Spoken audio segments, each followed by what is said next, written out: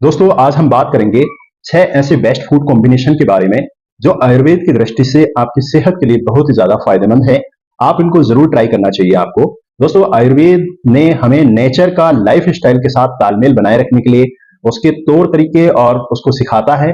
और इसमें उस सबसे सही पार्ट वो है जो सही पार्ट कॉम्बिनेशन का है, यानी कि हम बहुत सारे दोषों के हिसाब से, प्रकृति के हिसाब से जो सही फूड कॉम्बिनेशन है उससे कैसे अपने आप को, अपनी सेहत को, अपने स्वास्थ्य को कैसे अच्छा रख सकते हैं, कैसा हेल्दी रख सकते हैं। वही अगर गलत चीजों को मिलाकर यदि हम खाते हैं दोस्तों, तो इससे हमारी सेहत को नुकसान क्या क्या होते हैं, इन सब चीजों के बारे में तो चलिए बिना किसी देरी किए हुए इस इंटरेस्टिंग वीडियो को स्टार्ट करते हैं और जानते हैं इन कॉम्बिनेशन फूड के बारे में, कंप्लीट डिटेल के बारे में। दोस्तों आयुर्वेद बात करते हैं तो 3 शब्द हमें हमेशा याद रहते हैं। वो कौन कौन से 3 शब्द हैं दोस्तों? वात, पित्त, कफ। दोस्तों ये त्रिदोष कहलाते हैं जो हमारे शरीर का आधार है। अगर सारी डिजीज, अगर ऑल ओवर बॉडी की अगर बात करें तो इन्हीं दोषों के आधार पे, इन्हीं दोषों का इन्वॉल्वमेंट उन बीमारियों में जरूर रहता है। इनकी विकृत अवस्था ही बीमारी कहलाता है।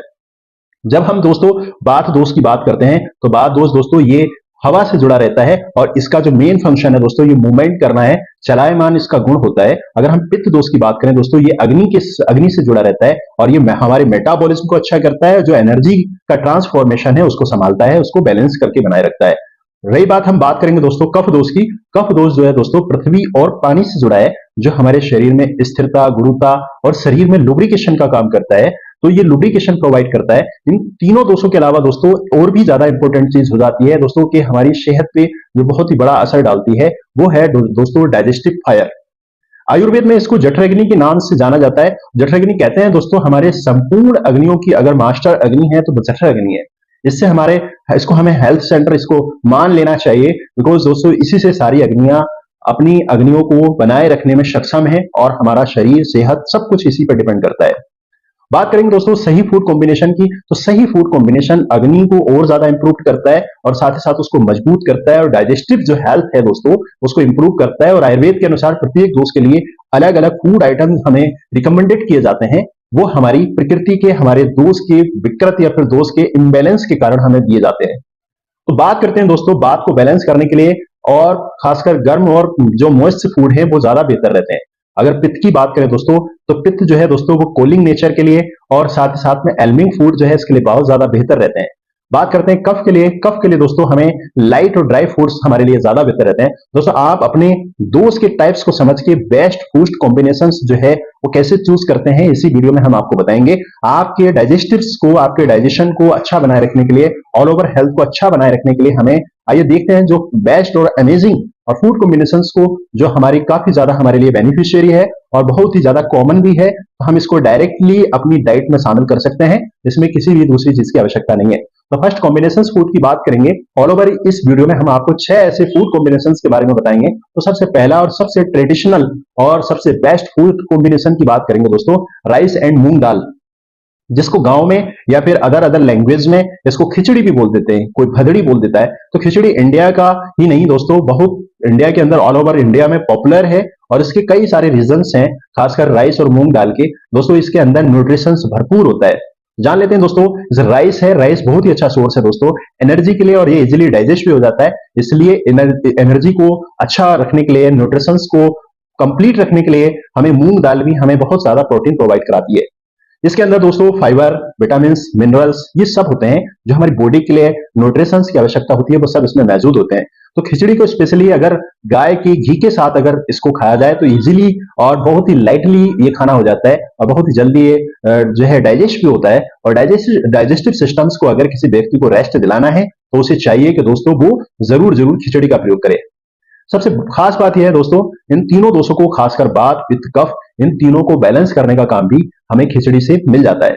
इसका मतलब यह है कि किसी भी चीज को स्टेबल के लिए सिंपली न्यूट्रिएंट और इजिली डाइजेस्ट जो है खाद्य पदार्थ जो है वो हमारा खिचड़ी है। इसको जो है परफेक्ट, इसको ऑप्शन हमें मानना चाहिए और इजी टू मेक, ये आसानी से बन भी जाती है। और दोस्तों इसको हम सुपर हेल्दी फूड्स को अगर संज्ञा दें तो इसमें अतिशयोक्ति नहीं होगी, ये बिल्कुल बेस्ट फूड है हमारे लिए। सेकंड हम बात करेंगे दोस्तों घी विथ राइस एंड रोटी, यानी कि देसी घी के साथ राइस और रोटी को खाना, ये भी आयुर्वेद की दृष्टि से ये बेस्ट कॉम्बिनेशन माना जाता है। आयुर्वेद में घी को बहुत ही ज्यादा वरीयता दी गई है। इसको अमृत की संज्ञा दी गई है। दोस्तों इसके अंदर जो प्रॉपर्टी है, खासकर गोघृत के अंदर, वो हम कह सकते हैं सबसे बेस्ट प्रॉपर्टी है। घी में सबसे ज्यादा श्रेष्ठ गोघृत को माना गया है। ये हीलिंग प्रॉपर्टी को भी जो है दोस्तों कहीं ना कहीं इंप्रूव करता है और ये पित्त दोष को बैलेंस करने का काम करता है। जब हम घी को राइस या रोटी के साथ खाते हैं दोस्तों, तो ये जो कार्बोहाइड्रेट है उसके एब्जॉर्बेशन को स्लो डाउन कर देता है और हमें जो सस्टेंस एनर्जी जो है दोस्तों वो मिलती रहती है और ब्लड में एकदम शुगर का लेवल नहीं बढ़ता। ये बहुत ही अच्छा कॉम्बिनेशन है दोस्तों। अगर हम घी को राइस के या फिर रोटी के साथ खाते हैं तो इसमें कार्बोहाइड्रेट का कंसेंट्रेशन, कार्बोहाइड्रेट का एब्जॉर्बेशन थोड़ा स्लो डाउन हो जाता है और जो सस्टेंस जो एनर्जी है वो मिलती रहती है इसके माध्यम से, और शुगर भी दोस्तों नहीं बढ़ता। तो इसलिए मैं कहूंगा कि खासकर अगर शुगर के पेशेंट हैं या किसी को प्री डायबिटिक पेशेंट है वो, तो वो इसको जरूर अपनाएं। ये डाइजेशन को इंप्रूव तो करता ही है दोस्तों, साथ ही साथ में इसमें जो न्यूट्रिएंट है उसका एब्जॉर्बेशन करने में भी ये बहुत ज्यादा हेल्पफुल है। और डाइजेशन को इंप्रूव करने के साथ साथ दोस्तों इस कॉम्बिनेशन के लिए हमारे लिए बहुत ही जरूरी हो जाता है जो डाइजेस्टिव वीकनेस से ज्यादा सफर कर रहे हैं, खासकर वो लोग जो कॉन्स्टिपेशन को लेकर परेशान है। दोस्तों अगर आप भी कॉन्स्टिपेशन को लेकर, आपका डाइजेस्टिव सिस्टम अगर कमजोर है, अगर अपनी बॉडी को स्ट्रॉन्ग करना चाहते हैं, तो आप घी के साथ, खासकर गाय के घी के साथ में चावल और रोटी को जरूर प्रयोग में लाना चाहिए। थर्ड कॉम्बिनेशन की बात करें दोस्तों, हनी एंड वार्म वाटर। दोस्तों ये खाने का नहीं है, ये पीने का एक कॉम्बिनेशन है और ये बहुत ही हेल्दी है। और अगर हम बात करें खास करके इसको पान करने का समय, तो आप इसे सुबह के समय में अगर इसको पिएंगे तो डेफिनेटली ये हमारे लिए बहुत ही अच्छा रहेगा। इस कॉम्बिनेशन की बहुत ही ज्यादा एडवांटेज है दोस्तों। अगर कोई व्यक्ति अगर अपना वजन कम करना चाहता है और अपने डाइजेशन को इंप्रूव करना चाहता है, तो आप शहद के साथ में, खासकर गुनगुने पानी में शहद डालकर जरूर प्रयोग में लाएं। दोस्तों एक सवाल आता है कि क्या गर्म पानी में शहद डाल के उसकी प्रॉपर्टी चेंज होके कहीं हमारे शरीर को नुकसान ना पहुंचाए? बिल्कुल नहीं पहुंचाएगी दोस्तों। इसका एक तरीका यही है कि आप पाक ना करें, आप शहद को डाल करके उसको बॉईल ना करें, उसको उबालें नहीं। आप सिंपली दोस्तों शहद को, जो प्योर शहद है उसकी भी आप अच्छे से जांच पड़ताल कर लें, उसकी उसी के बाद उसको प्रयोग में लाएं। अब दोस्तों खासकर हम बात करेंगे कि गर्म पानी को थोड़ा ठंडा होने दें, थोड़ा सा गुनगुना हो जाए तो आप उसके अंदर डाल के आप इसको प्रयोग में ला सकते हैं। दोस्तों अगला फोर्थ कॉम्बिनेशन की अगर हम बात करें, milk with turmeric and saffron, यानी कि दोस्तों दूध के साथ में हमने हल्दी को प्रयोग करने बहुत सारे बुजुर्गों को देखा होगा, या फिर दूध के साथ में केशर का प्रयोग हमने देखा होगा। दूध के साथ में खासकर हल्दी का प्रयोग, इसे गोल्डन मिल्क भी कहते हैं। इसका कॉम्बिनेशन खासकर रात को प्रयोग में हमें लाना चाहिए। हल्दी यानी कि दोस्तों टर्मेरिक, इसमें जो एंटी इंफ्लामेटरी जो प्रॉपर्टी है वो हमारे शरीर में कहीं भी अगर सूजन है, इंफ्लामेशन है, तो उसको रिड्यूस करने का काम करती है, उसको कम करने का काम करती है। तो आप इंफ्लामेशन से अगर परेशान हैं तो आप इसको जरूर प्रयोग में लाएं। और दोस्तों अगर हम बात करें उसके सेफ्रॉन की, यानी कि जो है केसर की, तो केसर जो है दोस्तों रिफ्लेक्सिंग के लिए बहुत ही ज्यादा महत्वपूर्ण हो जाता है और हमें कह सकते हैं ये एक रसायन का भी काम करता है। अगर किसी को मूड जैसी प्रॉब्लम्स है तो आप इसको प्रयोग में जरूर लाएं। ये कॉम्बिनेशन स्पेशली दूध के साथ में रात को अच्छी नींद अगर चाहते हैं तो अच्छी नींद के लिए भी आप इसको प्रयोग में ला सकते हैं। बॉडी को रिफ्लेक्स करने में, सूजन को कम करने में, और भी ऑर्थराइटिस जैसी अगर किसी को प्रॉब्लम्स है तो आप इसमें भी इसका प्रयोग कर सकते हैं। फिफ्थ कॉम्बिनेशन की अगर हम बात करें दोस्तों, टर्मेरिक एंड ब्लैक पेपर, यानी कि काली मिर्च और हल्दी का कॉम्बिनेशन।